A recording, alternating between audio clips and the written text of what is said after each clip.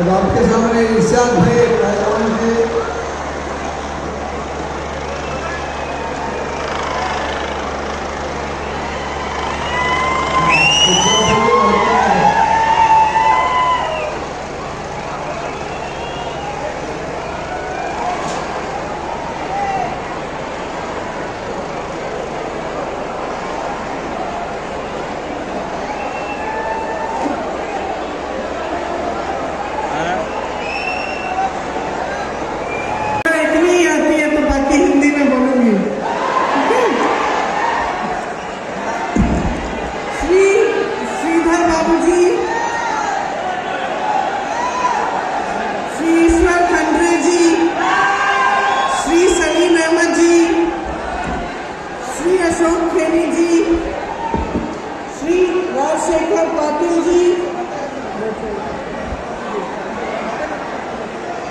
श्री रहीम खान जी, श्री विजय सिंह जी, श्री भीमसेन राव शिंदे जी, श्री बसवराज जगशेट्टी जी, Shri Arvind early जी, Congress party के सारे नेता, पदाधिकारी और कार्यकर्तागण जो यहाँ उपस्थित हैं, आप सबका मैं बहुत बहुत स्वागत करती हूँ।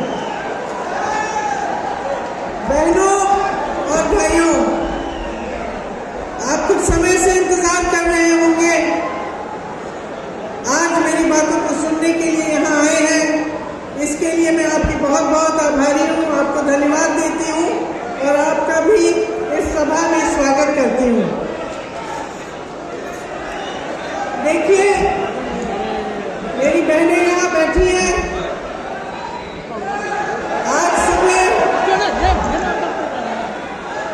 सुबह सुबह उठकर आपने सबके लिए खाना बनाया होगा, घर का काम किया होगा, तभी आप यहाँ आ पाए। और जब यहाँ से आप वापस जाएंगी तो भी आप काम करेंगी, जिसका जॉब है वहाँ आप कल सुबह जाएंगी जॉब पे। जो खेती में मदद करती हैं वो खेती में मदद करने जाएंगी। तो आप सबका जो जीवन है बहुत मेहनत का जीवन करते हैं, चाहे आप जवान हैं, चाहे आपका जॉब है, जो भी आप करते हैं आप मेहनत और ईमानदारी के साथ करते हैं। अब जब आप इस तरह से मेहनत और ईमानदारी का जीवन जीते हैं तो आप सिर्फ अपने परिवार के लिए ये काम नहीं कर रहे हैं। आपको लगता है शायद कि मैं अपने बच्चों के लिए, अपने परिवार के लिए काम कर रही हूँ या कर रहा हूँ, लेकिन इससे भी बड़ा आप एक काम कर रहे हैं। मेरे परदादा पंडित जवाहरलाल नेहरू कहते थे, उन्होंने एक बार इंदिरा जी को चिट्ठी में लिखा था कि कोई भी देशवासी जो छोटा से छोटा, छोटे से छोटा काम करता हो, चाहे वो बर्तन मांजता हो, चाहे वो खेती करता हो, चाहे मजदूरी करता है, चाहे सरहद पे देश की सुरक्षा करता है, चाहे डॉक्टर है, मरीजों का इलाज करता है, जो भी काम ईमानदारी और मेहनत के साथ करता है वो देश की सेवा करता है। तो एक तरह से जब आप सुबह उठ के अपने जीवन के संघर्षों का सामना करते हैं और मेहनत की कमाई घर लाते हैं तो आप भी देश सेवा का काम करते हैं। और ये जो देश सेवा है और ईमानदारी है, इसका हमारी राजनीति में बहुत बड़ा महत्व रहा है। महत्व ये रहा है कि हमारा पूरा जो स्वतंत्रता का संग्राम था, जिससे हमें आजादी मिली, महात्मा गांधी, जवाहरलाल नेहरू, सरदार पटेल, सेवा, ईमानदारी, जिसको वो कहते थे सत्य और सच्चाई की लड़ाई लड़ी। तो हमारी राजनीति, जो इस देश की राजनीति है, उसका आधार ही, उसकी नींव इन्हीं सिद्धांतों पे डली। इसका मतलब है कि शायद और देशों से भी ज्यादा हमारे देश में पब्लिक ने हमेशा ये आशा रखी है कि हमारे नेता साधारण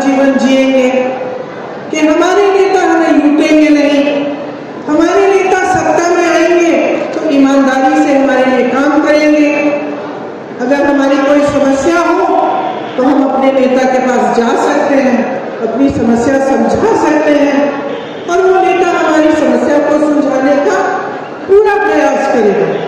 यही हमारी परंपरा रही है। और हमारे देश में बड़े से बड़े नेता, चाहे प्रधानमंत्री रहे, चाहे महात्मा गांधी जैसे महात्मा रहे, हमेशा पब्लिक के बीच चले, हमेशा आपके सामने उन्होंने सर झुकाया, हमेशा आपके प्रति उनके मन में श्रद्धा रही। तो आज मैं यहाँ आपके सामने खड़ी हूँ। चुनाव का मौसम है। मौसम इसलिए मैं कह रही हूँ क्योंकि नेता बरसते हैं आपके ऊपर इस समय बारिश की तरह। हर पार्टी से नेता आते हैं, कोई कुछ कहता है, कोई कुछ कहता है, और सबकी बात हमें ठीक भी लगती होगी किसी स्तर पे। आप किसी की बात सुनते हैं, आप सोचते हैं हम बिल्कुल सही कह रहे हैं, किसी और की सुनते हैं कहते हैं ये तो ठीक कह रही है। तो आप कैसे चुनेंगे? आपको कैसे समझ में आएगा कि जो आपके सामने खड़ा होकर आपको भाषण दे रहा है उसकी नीयत क्या है, वो किस तरह का नेता है, उसकी पार्टी किस तरह की पार्टी है, आपके लिए क्या कुछ काम करेगी या नहीं? तो मैं इसलिए कह रही हूँ कि चुनाव का मौसम है, चुनाव का समय है। तो एक बहुत बड़ा सवाल है आपके सामने कि पिछले 3.5 सालों से कर्नाटक में कैसी परिस्थितियां बनी हैं। आपका कर्नाटका है, जैसे मैंने कहा, आप सब मेहनत करते हैं, सब मेहनत करते हैं और सबकी मेहनत से ही कर्नाटका बना है। किसी नेता ने एक दिन नहीं बनाया, यहाँ की जनता ने बनाया। पूरे विश्व में प्रसिद्ध है, दुनिया जानती है आपकी कला, आपकी संस्कृति, आपकी सभ्यता। यहाँ के शिक्षित नौजवान, टेक की कंपनियां, बड़े बड़े आधुनिक जो कंपनियां हैं यहाँ की, ये किसने बनाई? आप ही ने तो बनाई है। आपके बच्चों ने, आपके बुजुर्गों ने और आपने अपनी मेहनत से बनाया। तो आज कर्नाटका में बड़ी अजीब सी परिस्थितियां बन गई हैं। एक सरकार है जो 3.5 सालों से चल रही है, जो बनते समय ही गलत आधार पर बनी। जब ये सरकार बनी तब से चोरी शुरू हुई। क्यों कह रही हूं? क्योंकि सबसे पहले इस सरकार को बनाने के लिए विधायकों की चोरी करनी पड़ी। इस सरकार को बनाने के लिए इन्होंने दूसरी सरकार को तोड़ा, विधायकों को पैसे खिलवाए, उनको अपनी तरफ लाए और तभी ये सरकार बनी। तो सबसे बड़ा जो सिद्धांत है देश की राजनीति का, वो तो बनते ही इन्होंने तोड़ दिया। और आज ये स्थिति है कि पूरे कर्नाटका में अगर एक पहचान है इस सरकार की, तो यही पहचान है कि ये 40% की सरकार है। और ये जो 40% की सरकार है, ये किसने कहा? किसी नेता ने नहीं कहा था। ये कॉन्ट्रैक्टर्स एसोसिएशन ने एक चिट्ठी लिखी थी प्रधानमंत्री को, कहा था कि हमारे साथी इतने परेशान हैं घूस दे देकर कि 40% हम अपनी कमाई इनको दे रहे हैं, सरकार को, इनको रोकिए, कुछ करिए।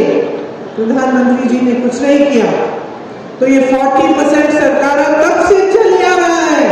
जब से कॉन्ट्रैक्टर्स ने आत्महत्या की और ये चिट्ठी प्रधानमंत्री को गई।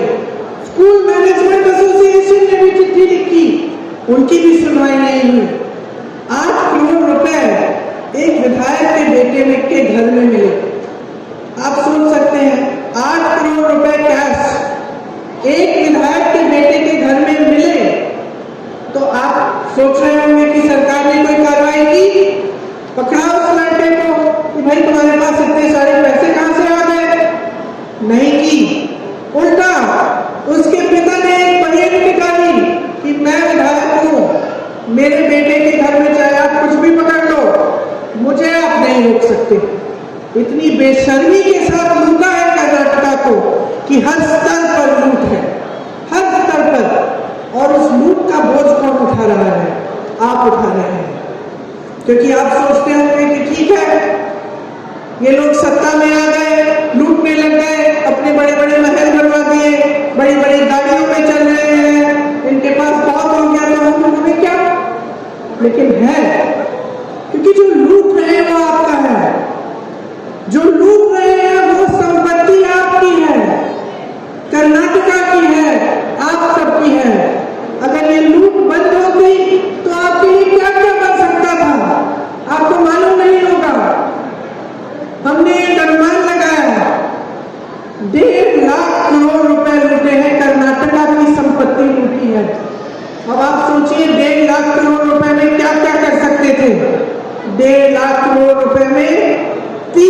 30,000 स्मार्ट क्लासरूम बन सकते थे। 30,000 स्मार्ट क्लासरूम, कम से कम 20 बच्चे एक क्लासरूम में पढ़ते हैं। लाखों बच्चों की शिक्षा लूटी।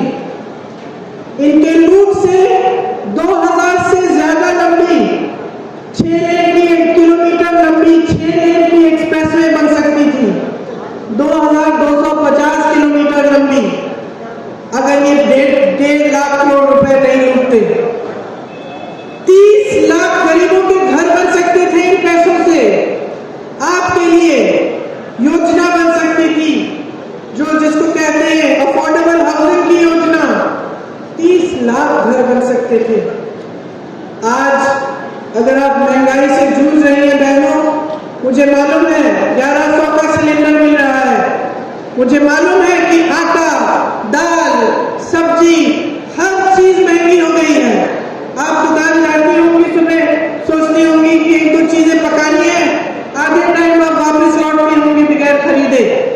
आधी चीज खरीदती होंगी और आधी छोड़ देती होंगी, क्योंकि महंगाई इतनी हो गई है।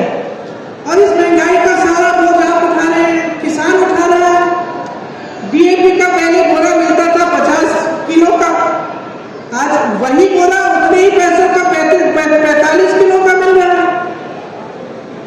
आपको अपनी फसल का दाम नहीं मिलता, ना गन्ने के किसान को मिलता है, ना धान के लिए मिलता है। आपका फर्टिलाइजर, उस पर भी जीएसटी, ट्रैक्टर पे जीएसटी, हर चीज पे जीएसटी। तो कैसे गुजारा होगा आपका अगर ये लूट बंद नहीं होगी? जब तक ये लूट बंद नहीं होगी तब तक आपका गुजारा हो नहीं पाएगा। आपकी मुश्किलें बढ़ती ही चली जाएंगी। और क्या होता है, आप सोचिए, अगर नेता का ध्यान लूटने में और लालच में हो जाता है और उसी में पड़ा रहता है वो काम करना बंद करता है। और इसके साथ साथ एक और चीज है जो आजकल हमारी राजनीति में, हमारे देश में है, कि अब नेता जान गया है कि भैया कुछ काम करो ना करो, चुनाव के समय पब्लिक के सामने चले जाना, धर्म की बात उठा देना, जाति की बात उठा देना, पब्लिक के जज्बात उठ जाएंगे, आपसे जुड़ जाएंगे, चलो भैया नैया पार, एक और चुनाव निकाल देंगे। ये हुआ है कि नहीं हुआ है?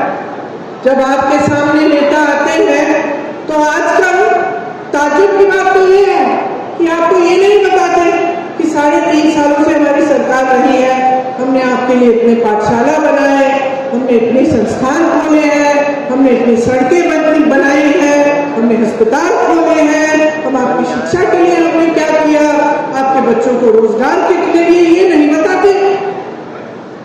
कहीं कहीं और की बातें करते रहते हैं। और इनको मालूम है कि जैसे ही धर्म की बात कर ली, जाति की बात कर ली, कोई ऐसी बात उठा ली जिससे आपका दिल जुड़ा है, तो इनको काम करने की कोई जरूरत ही नहीं थी। तो आपने इनकी आदत भी बुरी बना दी है। ये सोचते हैं कि आप एक बार चुनाव जिता देते हो तो कोई काम करने की जरूरत ही नहीं है। कहिए, तुम्हें रोकिए ना, सुनिए। हेलो, आप इधर आ जाओ, इधर आ जाओ।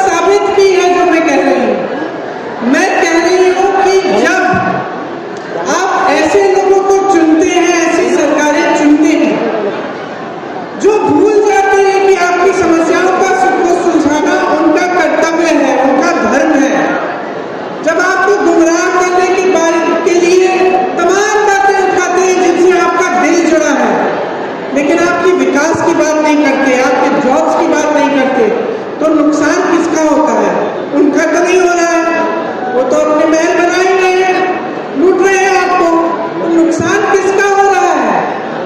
बताइए किसका हो रहा है? आपका नुकसान हो रहा है। आपका नुकसान हो रहा है, आप होने भी दे रहे हैं और आप जाग नहीं रहे हैं। अब आप सोचिए कि जो ये लूट है, इससे सिर्फ महंगाई नहीं बढ़ रही है, सिर्फ ये चीजें नहीं हो रही हैं।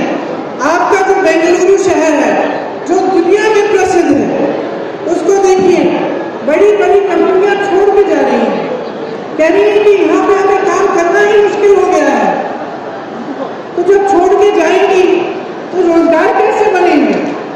जब ये सिर्फ लूट में मग्न होंगे तो रोजगार बनाने का काम कौन करेगा? किसान की सहायता का काम कौन करेगा? मेरी बहनों के जीवन को सरल बनाने के लिए, इनकी सहायता करने के लिए काम कौन करेगा?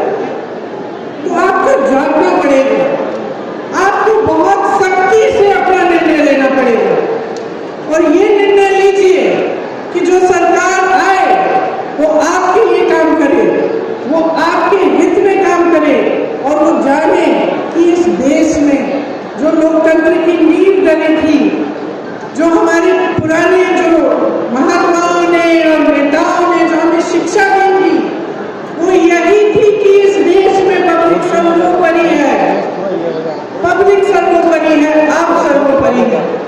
आप अगर कांग्रेस पार्टी को देखें तो जब कांग्रेस पार्टी की सरकार थी तो आपको याद होगा कि ऐसी ऐसी स्कीम्स थी जिनसे आपका फायदा होता था। अन्न भाग्य था, क्षीर भाग्य, पशु भाग्य, कृषि भाग्य, आरोग्य भाग्य आपके स्वास्थ्य के लिए, कृषि भाग्य किसानों के लिए, पशु भाग्य जानवरों के लिए, विद्याश्री शिक्षा की स्कीम थी, इंदिरा कैंटीन होते थे, तमाम ऐसे काम किए गए जिससे आपका फायदा होता था। जैसे नंदिनी है कर्नाटका की, आप लोगों ने बनाई। कांग्रेस के समय, अब आप देखिए कि कांग्रेस के समय क्या था और बीजेपी के समय क्या है। कांग्रेस के समय इतना दूध इकट्ठा होता था नंदिनी से कि फ्री में क्षीर भाग्य बना था, फ्री में स्कूल के बच्चों को दूध मिलता था। और कांग्रेस पार्टी ने क्षीरधारी स्कीम निकाली थी जिससे किसानों को दूध इकट्ठा करने के लिए 5 रुपए प्रति लीटर दिया जा रहा था। तो उस समय नंदिनी खूब आगे बढ़ी, मजबूत बनी। आज बीजेपी क्या कह रही है? कह रही है दूध को इकट्ठा नहीं होता, दूध कम इकट्ठा हो रहा है। पहले 99 लाख लीटर होता था, अब 70 लाख लीटर है। ये नंदिनी चल नहीं रही है, हम गुजरात से अमूल को ले आएंगे और नंदिनी को अमूल में जोड़ देंगे। ये क्या है? लूट है। ये कर्नाटका की संपत्ति की लूट है। कह रहे हैं इसको खत्म कर दो। झूठी, जिसको कहते हैं स्कैर्सिटी, झूठी कमी कि दूध कम मिल रहा है। अरे अगर 3.5 साल पहले दूध मिल रहा था तो अब कैसे बंद हो गया? लेकिन ये पूरी साजिश है कि नंदिनी जैसी चीज जिसको कर्नाटका के लोगों ने अपनी मेहनत से बनाया, उसको भी छीनने की, उसको हड़पने की साजिश है। तो ये होता है जब एक सरकार आपके हित में काम नहीं करती।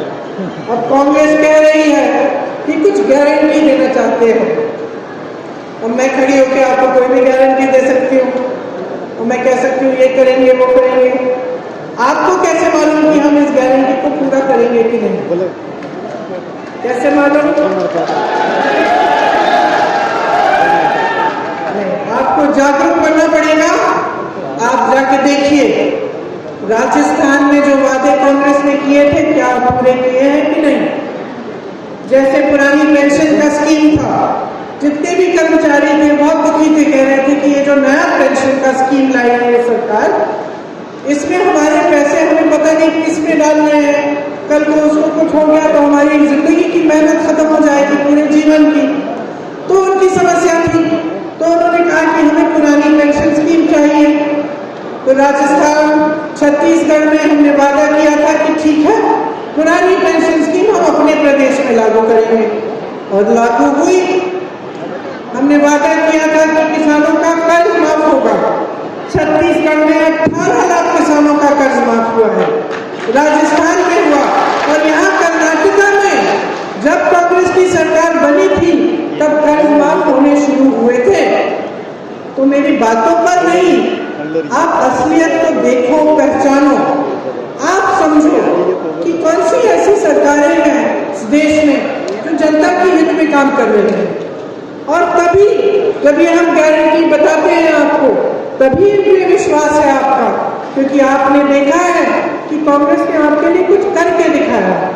यहाँ कल्याण कर्नाटका में भी आपको याद होगा कि कांग्रेस ही ये 371J आर्टिकल लाई, ये मनमोहन सिंह जी, सोनिया गांधी जी और मल्लिकार्जुन खड़गे जी के प्रयासों से आया।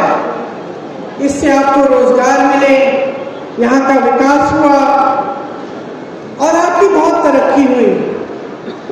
आज वो सारे रोजगार तकरीबन बंद हो गए हैं, विकास बंद हो गया है, कोई इस क्षेत्र को देखता ही नहीं, नकारता है क्षेत्र, ये सरकार नकारती है इस क्षेत्र को। और आपको ये भी मालूम होगा कि इसी क्षेत्र में सिर्फ कल्याण कर्नाटका में 40,000 सरकारी पद खाली पड़े हैं, 40,000, और 16,000 शिक्षकों के पद खाली हैं। तो यहाँ नौजवान लड़के लड़कियां हैं, ये तो नहीं है कि शिक्षित नहीं है, सबकी कुछ ना कुछ डिग्री होती है कर्नाटका में, मुझे मालूम है। कुछ दिनों पहले मेरा हेलीकॉप्टर उतरा और तो मुझे लगा दो किसान भाई होंगे, तो पास आए, नौजवान थे। मैंने कहा पढ़ाई की है, एक ने बीटेक की थी, एक ने बीएससी की थी। तो आप सब शिक्षित हो, पद खाली है, लेकिन पद आपको मिल नहीं रहे। ये तो सरकार की नीयत ही है ना कि आपको पद नहीं दे रही है।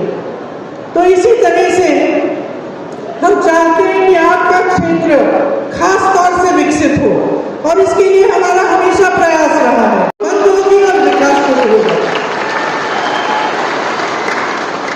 और 100% विकास कराना चाहते हैं। जो 2.5 लाख सरकारी पद खाली पड़े हैं, जो इस सरकार में नहीं भरे, उनको हम भरेंगे, और हो सके तो एक ही साल में हम सारे पद भरने की कोशिश करेंगे। मेरी बहनों के लिए गृह लक्ष्मी योजना बनाई जाएगी, जिसके तहत आपको 2,000 रुपए हर महीने आप ही के अकाउंट में जाएंगे, आपके खाते में सीधे जाएंगे। गृह ज्योति योजना, जिससे 200 यूनिट बिजली फ्री मिलेगी। मेरे नौजवान भाइयों और बहनों, आजकल रोजगार मिलना मुश्किल है, और आपने बहुत मेहनत की है। आप भर्ती के इम्तिहान भी देते हैं, फीस भरते हैं, ट्यूशन करते हैं, फिर भी उसमें भी घोटाले आपको मिलते हैं, और फिर भी आपको नौकरी नहीं मिलती। इसीलिए हम एक युवा निधि शुरू करना चाहते हैं। अगर कोई ग्रेजुएट है और उसके पास नौकरी नहीं है, तो एक बेरोजगारी का भत्ता 3,000 रुपए प्रति माह आपको मिलेगा।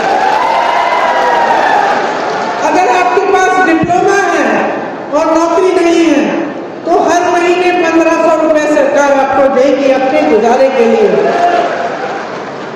नंदिनी को हम मजबूत बनाएंगे। महिलाओं के लिए बस के पास फ्री मिलेंगे, जहां भी जाना है फ्री में जाओ। और आप पूछ सकते हैं कि ठीक है, लेकिन रोजगार बनाने के लिए क्या करेगी कांग्रेस? तो मैं आपको बताना चाहती हूँ कि रोजगार बनाने के लिए सबसे पहले तो जो छोटे दुकानदार और छोटे और मीडियम बिजनेस हैं, उनको मजबूत करने का काम कांग्रेस करेगी। आपके लिए एक वेलफेयर फंड बनाएगी, ताकि जितना आपने सहा है, जीएसटी, नोटबंदी की वजह से आपका जितना घाटा हुआ है, और हम समझते हैं कि नुकसान हुआ है, आपको थोड़ी सी सहायता मिलेगी और सरकार आपके साथ खड़ी होगी। हम चाहते हैं कि कर्नाटका में light and engineering, automobile, electrical equipment बनाने के जैसे नए नए उद्योग शुरू किए जाए, ताकि तमाम नौजवानों को नौकरी मिल सकती है।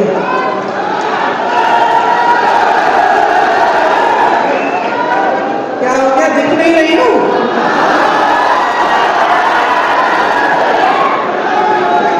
बीदर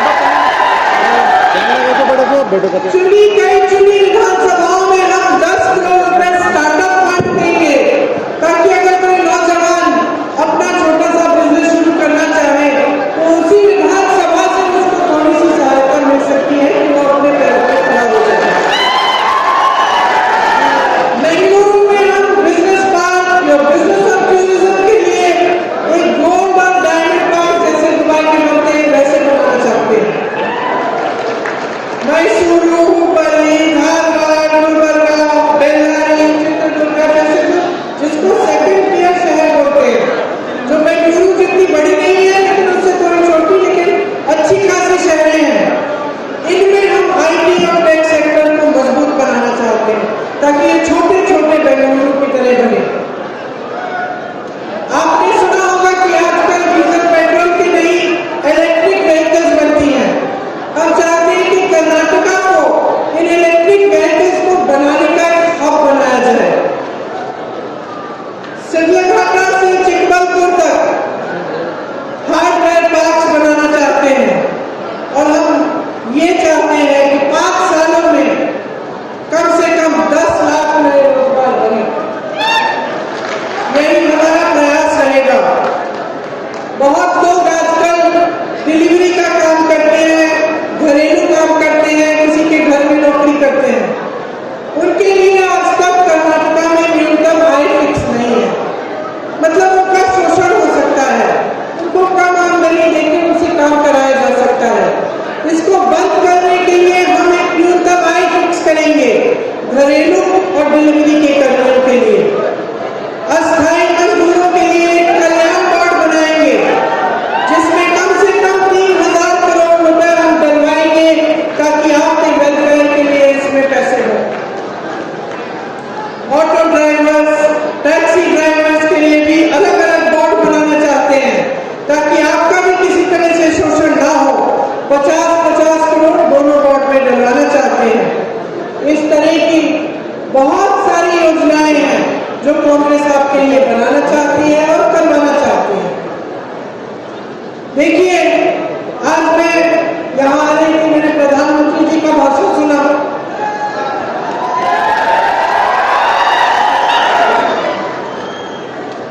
प्रधानमंत्री जी मैंने सोचा देखती हूँ क्या कह रहे हैं। क्या कहा? उन्होंने कहा कि हमारा सपना था, कि बीजेपी का सपना था, मोदी जी का सपना था कि कर्नाटका को वो देश में सबसे विकसित प्रदेश बनाएंगे। ये कहा उन्होंने। और फिर कहने लगे कांग्रेस ने ये किया, वो किया, अतीत में ऐसा किया, 70 सालों से ऐसा किया, इनके परिवार ने ऐसा किया, ये सारी बातें कहने लगे। तो मैं सोच रही थी, अरे ये तो अंतर्यामी है, सर्वज्ञानी है, सर्वशक्तिमान है, सर्वोपरि है, 56 इंच की सीने वाले हैं। उनका सपना कैसे टूट गया?